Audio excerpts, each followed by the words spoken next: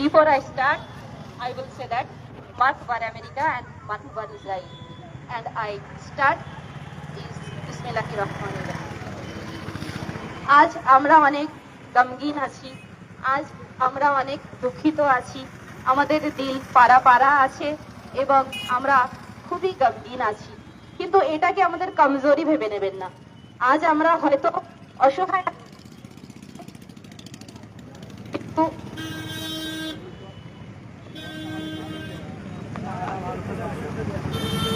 Hello hello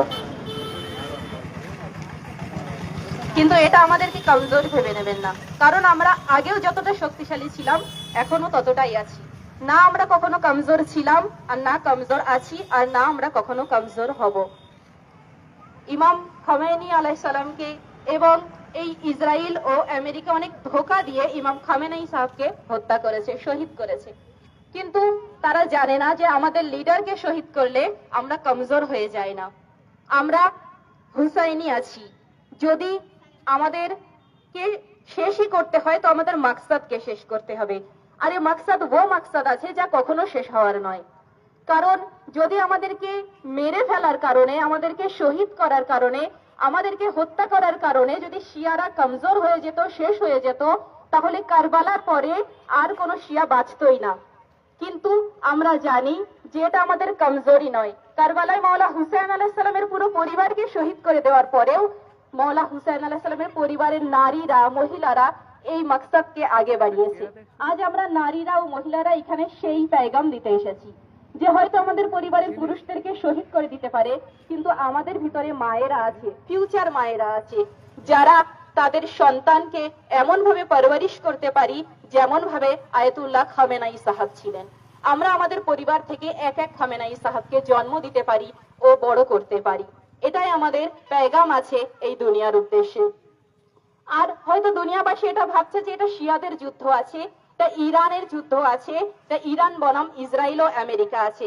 কিন্তু না, এটা শিয়াদের নয়, এটা হক ও বাতিলের যুদ্ধ আছে। কারণ হক ও বাতিলের যুদ্ধের মাঝখানে কখনো কোনো দেশ বা কোনো জাতি হয় না। হয়তো ময়দানে আজ কেবল শিয়ারা আছে, হয়তো আজ দুশ্মনের মোকাবিলায়, জালিমের মোকাবিলায় কেবল শিয়ারা আছে। কিন্তু যদি যেদিন থেকে জালিমের মোকাবিলায় শিয়ারা আসা বন্ধ করে দেবে, যেদিন থেকে জুলুমের মোকাবিলায় শিয়ারা মুখ খোলা বন্ধ করে দেবে, সেদিন এই পুরো দুনিয়া বুঝবে, এই জাতি বুঝবে যে দুশ্মনরা কখনো কারোর আপন হয় না। না ইসরায়েল কখনো কারোর বন্ধু হয়েছিল আর না হতে পারে। Israel not for anyone, Israel just for Israel. Israel কখনো কারোর ভালো চায়নি আর চাইতে পারে না। ইসরায়েল আজ ইরানের পিছনে লেগেছে, কিন্তু ইরান যেদিন ইসরায়েলের যেদিন মনে হবে যে ইরান শেষ হয়ে গিয়েছে, তারপর থেকে ইসরায়েলের টার্গেটে সেই সমস্ত দেশের আসবে যাদের ভিতরে নিউক্লিয়ার পাওয়ার আছে। কারণ ইসরায়েল চাই সবসময় নিজে রাজ করতে, আমেরিকা নয়। মেন রাজ তো ইসরায়েল করছে। আর আমাদের খামেনাই সাহেবকে শহীদ করে আমাদের মাকসাদকে কখনো শেষ করতে পারবে না, কারণ ও শের আছে। আমার প্রশ্ন হচ্ছে দুনিয়ার কাছে এই যে আপনারা কার মোকাবিলা, আপনারা কার সাথ দেবেন, আপনারা কার সাপোর্ট করবেন?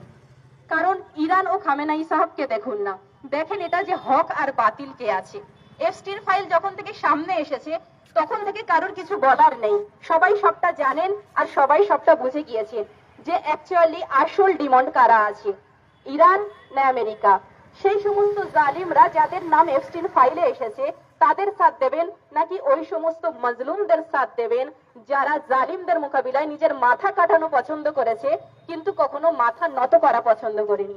আমি সমস্ত দুনিয়ার কাছে প্রশ্ন করছি এই, বা আমার প্রশ্ন হচ্ছে এই, সকলেই ঠান্ডা মাথায় ভাববেন যে আপনারা কার সাপোর্ট করতে চান? যে রোজাদার আছে, যে ইবাদতকারী আছে, যে মজলুমদের মাসিহা আছে, যে সবসময় জালিমের বিরুদ্ধে সবার আগে মুখ খুলেছে, তার সাপোর্ট করবেন? নাকি সেই সমস্ত জালিমদের যারা এফস্টিন ফাইলের নাম প্রকাশিত হয়েছে সেই সমস্ত জালিমের সাপোর্ট করবেন যারা ছোট ছোট বাচ্চাদের উপরে রহম করে না?